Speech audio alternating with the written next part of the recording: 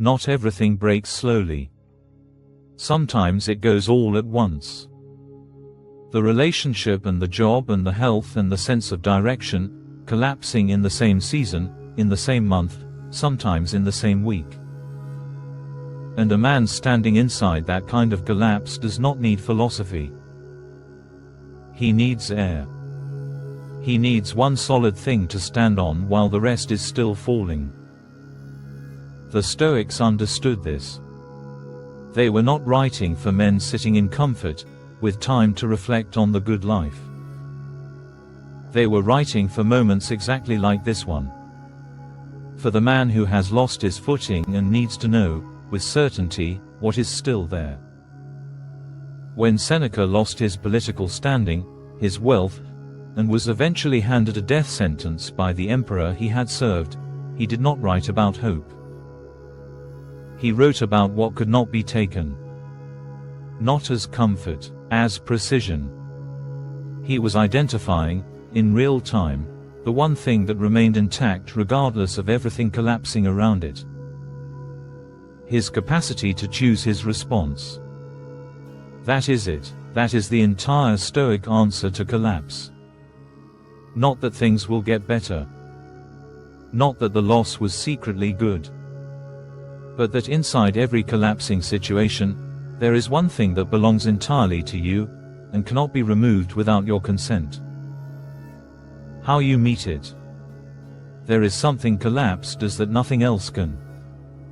It strips everything down to what is actually load-bearing. When life is functioning, a man can carry beliefs about himself that are never tested. He believes he is disciplined, until the structure that made discipline easy disappears. He believes he is calm, until the pressure is genuinely unbearable. He believes he knows who he is, until everything that defined him is gone. Collapse is not a punishment. It is an audit. Brutal, uninvited, and completely honest. And what it reveals is not always flattering. Sometimes a man discovers that the confidence he thought was his was actually borrowed from the circumstances. That the stability he felt was structural, not internal. That when the external scaffolding comes down, the interior is less finished than he believed. That is not a verdict. That is information. And a man who receives that information without self-destruction, who looks at what the collapse revealed and says, "This is what I have to build from, I can work with this," that man has already begun. Marcus Aurelius wrote, "The impediment to action advances action. What stands in the way becomes the way." In collapse, the obstacle is not separate from the path. The collapse is the path. The only question is whether you are willing to walk it. When everything falls apart, most men reach for one of three instincts. And all three, while completely understandable, make the collapse harder to survive. The first is the instinct to fix everything at once. The mind, overwhelmed by simultaneous loss, tries to solve the entire situation in one move.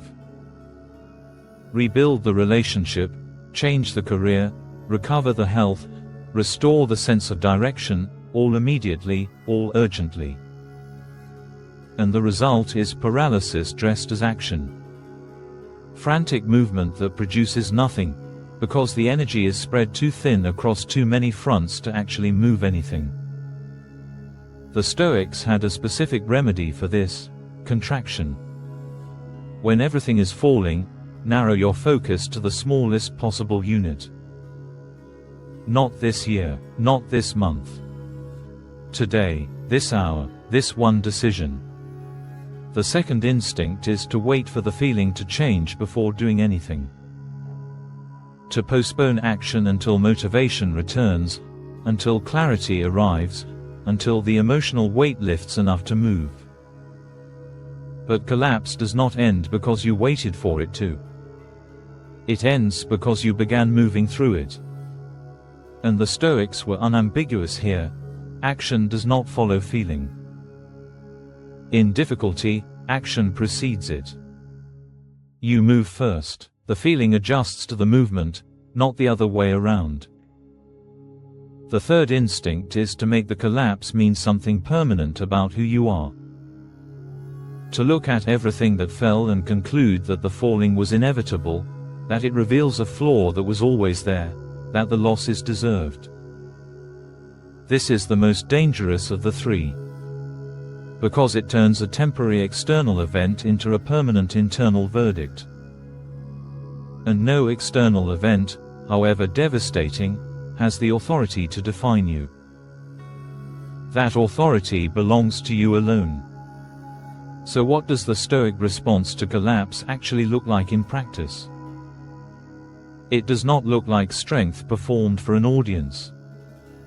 It does not look like pretending the loss did not happen. It looks like this. First, stop. Fully and completely stop. Not to give up, to get oriented. A man running in the wrong direction during a collapse is not recovering. He is just making a more complicated mess. Stop. Breathe. Let the immediate shock complete itself without fighting it. Then ask the only question that matters in that moment: what is still in my control right now? Not tomorrow, not in general, right now, in the next hour. Maybe it is just getting up, making food, calling one person. Maybe it is just deciding, deliberately, not to make any major decisions today. Whatever it is, name it, do it, finish it. That single completed action, however small, is the first brick. And a man laying bricks, even slowly, even imperfectly, is not collapsing. He is building. Second, identify the one thing that is still intact. Not to minimize everything that broke, but because in every collapse, something survives. Your values, if you choose to keep them. Your word, if you decide to keep giving it. Your character, if you refuse to let the loss define it. Find that thing, name it, hold it. That is the foundation. Everything else gets rebuilt on top of it. Third, give the collapse its time without giving it your identity. Grief is not weakness. Difficulty is not failure. A man is allowed to be undone by something genuinely hard. But there is a difference between being undone temporarily and deciding that the undoing is permanent. You decide which one it is. Not when you are ready. Not when it stops hurting. Now, in the middle of it. The decision to remain the author of your story, even when the chapter is the hardest you have ever lived, is the most stoic act available to a human being. Everything falls apart eventually. For some men, it happens once. For others, more than once. Sometimes it is deserved, often it is not. The Stoics were not interested in fairness. They were interested in one thing only: what kind of man emerges from the falling. Not what circumstances you had. Not whether the collapse was just.